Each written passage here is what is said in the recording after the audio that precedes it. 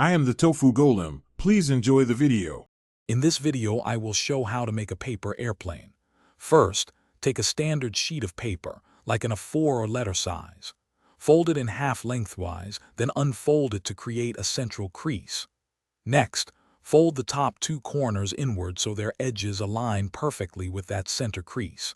This forms a neat triangular point at the top, setting the foundation for your airplane's nose. Now, take the newly formed triangular point and fold it downwards, aligning its tip with the bottom edge of the previous folds. This creates a smaller, more defined triangle. Then, fold the top 2 corners of this new triangle inward once more, making sure their edges meet the central crease. Press firmly along all folds to ensure they are very crisp and precise. With the nose section complete, fold the entire paper in half along the original lengthwise crease, ensuring the folded-in sections are on the inside.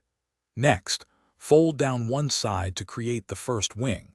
Make this fold about 1 inch from the bottom edge of the paper. Then, flip the paper over and repeat this step on the other side, making sure both wings are symmetrical for balanced flight. For better stability, you can add small upward folds, about 1/4 inch, to the back edges of each wing. These are called winglets.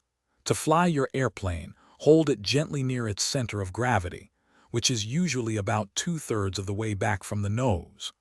Launch it with a smooth, gentle forward motion, aiming for a slight upward trajectory to achieve the best possible glide. Thanks for watching. Consider subscribing if we helped you today.